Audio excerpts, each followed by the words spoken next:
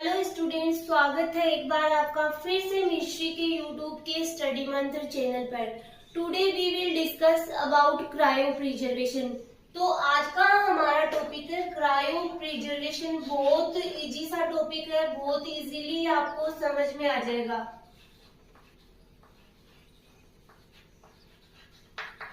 Cryo preservation, cryo preservation मतलब इसके नाम में ही इसकी डेफिनेशन छुपी हुई है कि आपके सिलेबस में दे रखा है क्रायो प्रिजर्वेशन किसके लिए? Germ plasma storage, germ plasma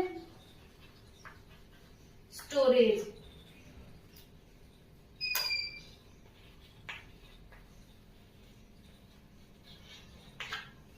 तो आज हम स्टडी करेंगे क्रायो प्रिजर्वेशन के बारे में। देखो स्टूडेंट्स, जब हम इस वर्ड को स्प्लिट करते हैं कि क्रायो प्लस प्रिजर्वेशन, तो इसके नाम में ही देखना इसकी डेफिनेशन किस प्रकार से निकल करके आएगी। क्रायो, क्रायो मतलब होता है कोई ठंडी अवस्था या फ्रीजिंग, फ्रिज कंडीशन से हम लोग ले सकते हैं, ठीक है। प्रिजर्वेशन मतलब कंजर्व करना, सुरक्षित करना। प्रिजर्वेशन मतलब कंजर्वेशन करना या सुरक्षित करना, संरक्षित करना। तो किसी भी बायोलॉजिकल टिश्यूज को सच एज, जैसे कि कोई भी टिश्यू है, सेल्स है या जर्म प्लाज्मा है या फिर स्पर्म है, एग्स, गेमेट्स, इन सबको, या अदर बायोलॉजिकल टिश्यू और अदर बायोलॉजिकल टिश्यू,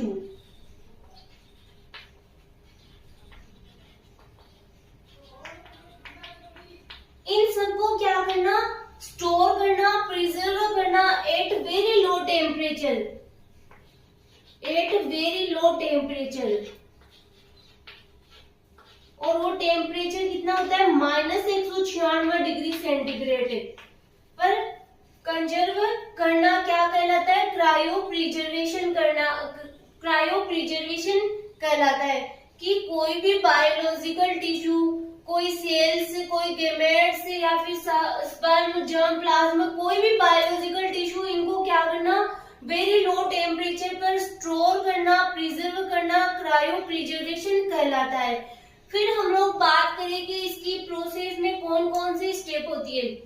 फिर हम लोग इसकी एप्लीकेशन भी नोट डाउन करेंगे, इसके एडवांटेज, इसके डिसएडवांटेज भी नोट डाउन करेंगे। फिर हम लोग बात करते हैं सबसे पहले इसकी प्रोसेस है वो कितनी स्टेप्स में कंप्लीट होती है। आज हम लोग क्या क्या स्टडी करेंगे पहले वो बता देती हूँ मैं, इसकी स्टेप्स। फिर हम लोग स्टडी करेंगे इसके एडवांटेज, फिर इसके हम लोग स्टडी करेंगे डिसएडवांटेज या फिर लिमिटेशन। ये आज हमारा ये टॉपिक पूरा कंप्लीट हो जाएगा आज के लेक्चर में। फिर हम लोग इसकी बात करेंगे इसके अंतर्गत कौन कौन सी स्टेप्स आती है। तो नॉर्मली इसके अंतर्गत जो स्टेप आती है वो होती है फ्रीजिंग। फ्रीजिंग में भी हम लोग स्टडी करेंगे सबसे पहले slow freezing, slow freezing. Second study करेंगे हम लोग रैपिड फ्रीजिंग। फिर थर्ड आएगा हमारे ड्रॉपलेट फ्रीजिंग। ये सब हम लोग इनके नोट्स रेडी करेंगे। फिर सेकेंड पॉइंट की बात करें तो हम लोग पढ़ेंगे स्टोरेज। नेक्स्ट हमारा टॉपिक आता है थॉविंग, फिर आता है रीकल्चर।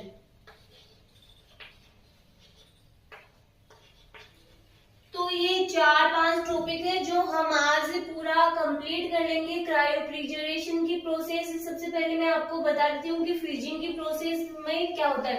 फ्रीजिंग की प्रोसेस का मतलब होता है हिमीकरण करना। किसी भी प्लांट टिश्यू जो सेल्स जिसका हमें क्रायो प्रिजर्वेशन करना है उसको क्या किया जाता है, सबसे पहले फ्रीजिंग किया जाता है।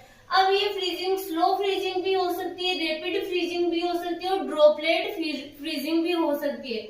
सबसे ज्यादा most commonly slow freezing use में ली जाती है जो सिंगल सेल्स होती है उनके लिए।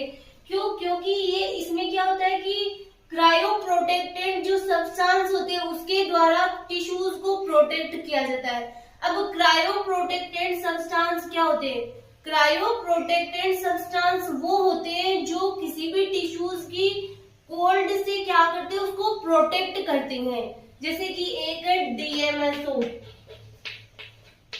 डाइमिथाइल सल्फोक्साइड, ये यूज में लिया जाता है क्रायो प्रोटेक्टेड में, या फिर ग्लिसरोल प्रोलीन, ये भी यूज में लिया जा सकता है।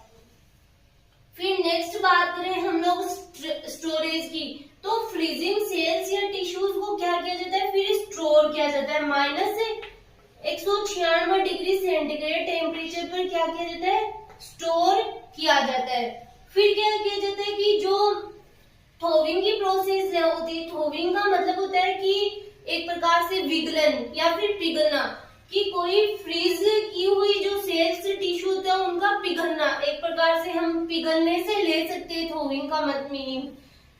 फिर क्या किया जाता है कि इसको कि जो स्टेरिलाइज वाटर है उसके साथ क्या किया जाता है, थोविंग की प्रोसेस कंप्लीट की जाती है। फिर नेक्स्ट है रिकल्चर। रिकल्चर में क्या किया जाता है कि जो थोविंग में जो सब्सटेंस यूज में ले रहे हैं या फिर जो क्रायो प्रोटेक्टेड सब्सटेंस होते हैं उनको क्या किया जाता है, रिमूव किया जाता है। लेकिन मॉडर्न टाइम में क्या होता है कि जो क्रायो प्रोटेक्टेड सब्सटेंस होते हैं उनके साथ रिकल्चर किया जाता है। फिर उनको क्या किया जाता है, जो हमारे पास टिश्यूज सेल्स होती है उनको क्या किया जाता है कि जो पेट्री प्लेट होती है उसके ऊपर ट्रांसफर कर दिया जाता है। फिर इनको कल्चर मीडियम में ट्रांसफर किया जाता है, कल्चर करवाया जाता है। तो ये हम लोगों ने जो पढ़ा, जो मैंने बताया उसके ही हम लोग नोट प्रिपेयर करेंगे। फिर हम लोग बात करते हैं इसके एडवांटेज की। इसके एडवांटेज के रूप में देखा जाए तो ये एक प्रकार की लॉन्ग टर्म स्टोरेज मेथड है कि इसमें किसी भी टिश्यू सेल्स को लॉन्ग टाइम तक स्टोरेज किया जा सकता है। फिर और अगर इसका एडवांटेज हम लोग देखें तो जैसे कि पोलन ग्रेन है उनको काफी टाइम तक स्टोर किया जा सकता है और इसके द्वारा जेनेटिक डाइवर्सिटी होती है उसको भी कंजर्व किया जाता है।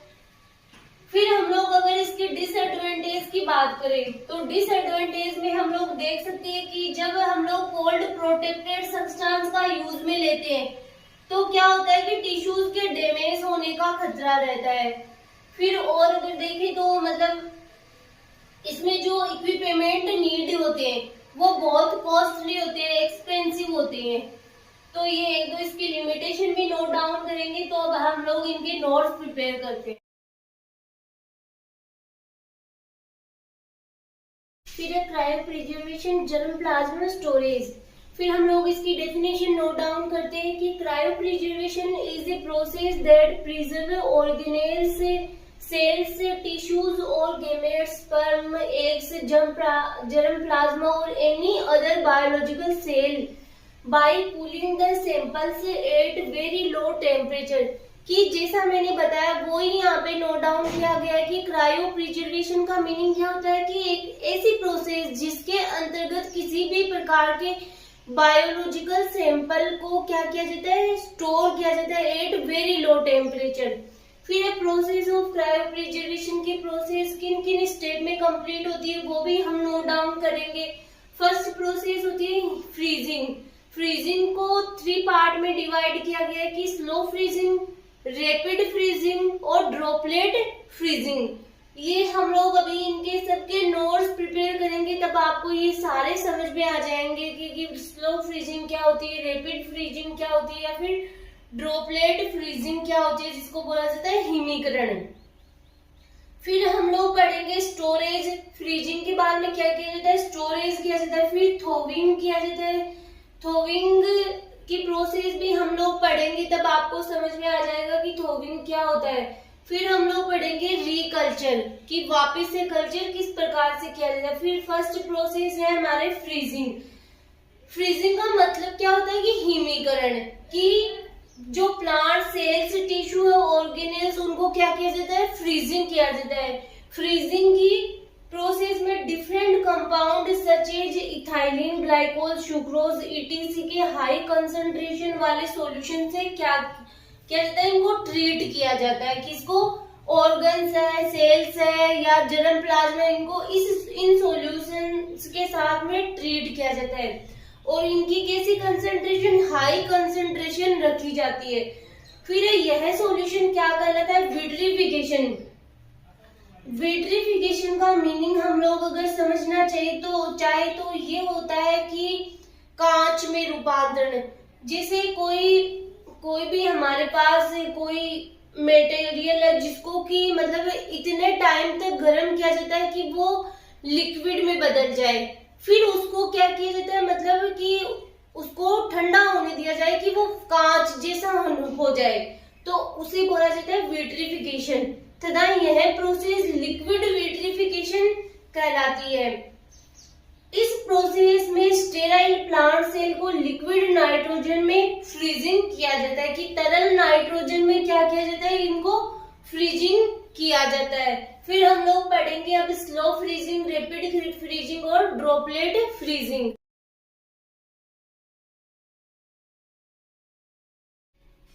स्लो फ्रीजिंग, इसमें क्या किया जाता है कि क्रायो प्रोटेक्टेंट्स में मोस्टली यूज आने वाली प्रोसेस है। क्रायो प्रोटेक्टेंट्स का मतलब होता है कि ठंड से होने वाले नुकसान से बचाने के लिए इनका यूज किया जाता है। क्रायो प्रोटेक्टेंट्स मतलब प्रोटेक्ट करते हैं, ये किसी भी जो हम ले रहे हैं टिश्यू, ऑर्गन्स, उनको शीत से होने वाले नुकसान से बचाने के लिए क्रायो प्रोटेक्टेंट्स सब्सटेंस का यूज किया जाता है।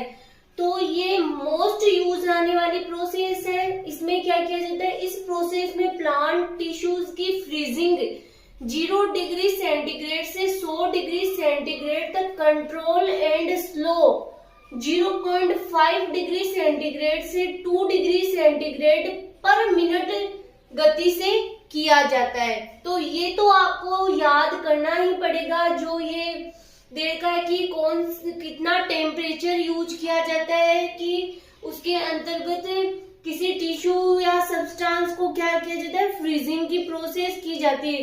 कि स्लो फ्रीजिंग में इतना टेम्परेचर था, रैपिड फ्रीजिंग में इतना टेम्परेचर था, तो ये याद करना ही पड़ेगा आपको। फिर है रैपिड फ्रीजिंग, मतलब रैपिड मतलब बार बार।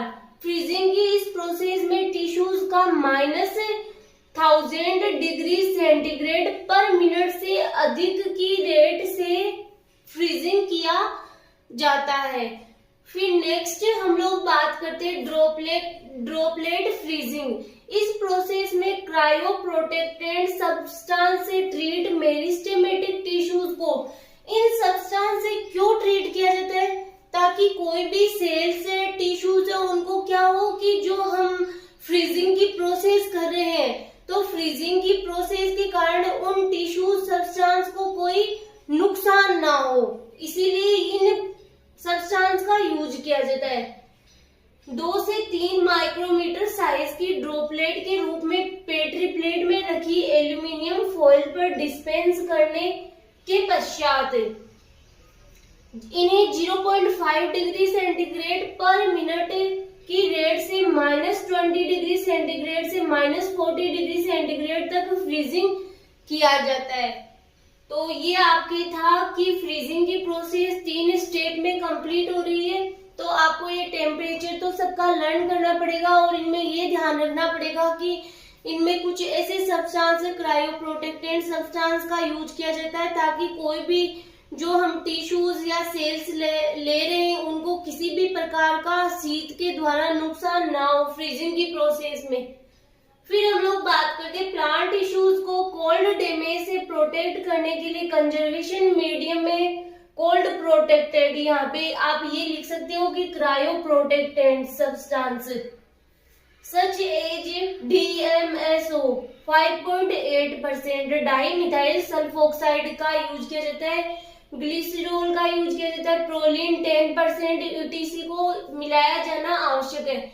ये क्या है, ये क्रायो प्रोटेक्टेंट सब्सटेंस है जिनको की यूज में लिया जाता है फ्रीजिंग की प्रोसेस में। नेक्स्ट हम लोग बात करें कि ये कोल्ड प्रोटेक्टेड सब्सटेंसेस, वो ये क्रायो प्रोटेक्टेड सब्सटेंस सेल्स में लार्ज साइज के आइस क्रिस्टल को नहीं बनने देते एंड यह सेल्स की वाटर लॉस द्वारा प्रोड्यूस टॉक्सिक सब्सटेंस से भी प्रोटेक्ट करते हैं।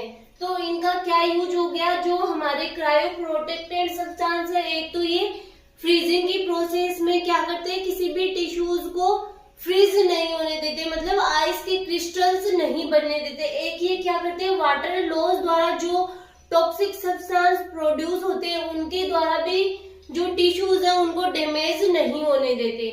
फिर नेक्स्ट स्टेप की बात करें कि storage. Freezing cells, tissues and organs को लिक्विड नाइट्रोजन रेफ्रिजरेटर में -196 डिग्री सेंटीग्रेड टेम्परेचर पर स्टोर किया जाता है। ये टेम्परेचर भी आपको याद करना ही पड़ेगा। कई बार क्रायो प्रिजर्वेशन की डेफिनेशन ही शॉर्ट क्वेश्चन में या एमसीक्यूज में पूछ ली जाती है, तो आप लिख सकते हो, उसमें ये टेम्परेचर भी नोट डाउन कर सकते हो आप। फिर थोविंग का मीनिंग होता है, अगर हम लोग थोविंग का मीनिंग ले, थो मतलब कि किसी अगर कोई टिश्यू सेल से क्या है, जमना, जमी हुई चीज का पिघलना क्या कहलाता है, थोइंग कहलाता है। कि कोई भी मतलब जमी हुई टिश्यूज है या सेल्स है तो उनका क्या होना, पिघलना। फ्रीजिंग प्लांट टिश्यूज का थोविंग कंजर्वेशन के लिए 37 डिग्री सेंटीग्रेड से 40 डिग्री सेंटीग्रेड टेम्परेचर के वाटर में स्टेलाइज किया जाता है। थोविंग की रेट 500 से 700 डिग्री सेंटीग्रेड पर मिनट होती है। प्लांट टिश्यूज को रिकल्चर तक आइस बाथ में रखा जाता है। थोविंग की प्रोसेस रैपिड होती है जिससे इसमें आइस क्रिस्टल नहीं बनते। कि थोइंग की प्रोसेस के लिए भी क्या किया जाता है कि इसको 37 डिग्री सेंटीग्रेड से 40 डिग्री सेंटीग्रेड टेम्परेचर के वाटर में इनको क्या किया जाता है, स्टेलाइज किया जाता है। और थोविंग की प्रोसेस क्या होती है, रैपिड होती है, जिसके कारण इसमें आइस क्रिस्टल नहीं बनते हैं। नेक्स्ट आगे हम लोग स्टडी करते हैं कि रिकल्चर किस प्रकार से करते हैं। रिकल्चर, थोविंग प्लांट टिश्यूज को मेनी टाइम वॉश किया जाता है ताकि उनसे जो क्रायो प्रोटेक्टेड सब्सटेंस हमने यूज किया है वो क्या हो जाए, वो उन टिश्यू से फ्री हो जाए। But modern time plant tissue को क्रायो प्रोटेक्टेड सब्सटेंस के साथ रिकल्चर किया जाता है। मतलब आधुनिक टाइम में क्या किया जाता है कि जो हमने क्रायो प्रोटेक्टेड सब्सटेंस हम लोग यूज करें उनके साथ में वापस क्या किया जाता है, उनको रिकल्चर किया जाता है। इस प्रोसेस में फ्रोजन प्लांट टिश्यूज को पहले फिल्टर पेपर डिस्क पर रखा जाता है तथा इन टिश्यूज को कल्चर मीडियम पर ट्रांसफर किया जाता है। इस टेक्निक का यूज पोटैटो के सूट अपेक्स के जर्म प्लाज्म कंजर्वेशन के लिए किया जाता है या किया जा चुका है। ठीक है, तो ये हो गया रिकल्चर। कुछ नहीं, बहुत इजी है। कि क्या होता है कि जो हमने थोइंग की प्रोसेस, मतलब उसमें जो हम लोग क्रायो प्रोटेक्टेड सब्सटेंस ले रहे हैं उनसे क्या करना होता है, फ्री करना होता है। बट मॉडर्न टाइम में क्या किया जाता है, इन्हें सब्सटेंस के साथ में रिकल्चर किया जाता है। फिर इनको फिल्टर पेपर डिस्क के ऊपर रखा जाता है। फिर इनको क्या किया जाता है, इन टिश्यूज को कल्चर मीडियम में ट्रांसफर किया जाता है ताकि इनका कल्चर करवा सके। क्योंकि हम लोग ये किस में स्टडी कर रहे हैं, ये हम अभी भी प्लांट टिश्यू कल्चर में ही स्टडी कर रहे हैं, जिसमें हम पढ़ रहे हैं कि जर्म प्लाज्म किस प्रकार से कंजर्वेशन किया जाता है। ठीक है, फिर है इसके advantage of germ plasm conservation. It is an ideal method for long term conservation. यह एक आदर्श या आइडियल मेथड है लॉन्ग टर्म कंजर्वेशन का। इट कंजर्व जेनेटिक डाइवर्सिटी है, जेनेटिक डाइवर्सिटी को कंजर्व करता है। Disease free plant produced endangered species can be conserved. Cryo preservation is a good method for the selection of cold resistant. कि cold resistant का selection करने के लिए cryo preservation एक बेस्ट मेथड है। Need low space for conservation की, इसमें बहुत कम स्पेस की नीड होती है कंजर्वेशन के लिए। फिर pollen grain can be conserved long time, के लिए पोलन ग्रेन को भी कंजर्व किया जा सकता है। फिर हम लोग अब इसकी लिमिटेशन की बात करें कि क्या क्या ड्रॉबैक्स है या क्या क्या लिमिटेशंस है। द एक्सपेंसिव इक्विपमेंट नीडेड, कि इसमें जो उपकरण होते हैं वो क्या होते हैं, महंगे होते हैं, कॉस्टली होते हैं। Viability of seed is decreased, कि सीड्स की जो वाइबिलिटी होती है, जनन क्षमता होती है, वो डिक्रीज होती है। लो टेम्परेचर कंजर्वेशन के दौरान टिश्यूज के डैमेज हो जाने की पॉसिबिलिटी, कि लो कंजर्वेशन टेम्परेचर मतलब हम लोग क्रायो प्रिजर्वेशन में क्या करें, टेम्परेचर को लो करें, तो उसके दौरान जो टिश्यूज के डैमेज होने की जो पॉसिबिलिटी होती है वो बढ़ जाती है। तो ये कुछ इसकी लिमिटेशन है जो आप नोट डाउन कर सकते हो। और अब आपके जो क्रायो प्रिजर्वेशन का टॉपिक है वो यहीं कंप्लीट होता है। नेक्स्ट लेक्चर में हम नेक्स्ट नए टॉपिक के साथ फिर मिलेंगे।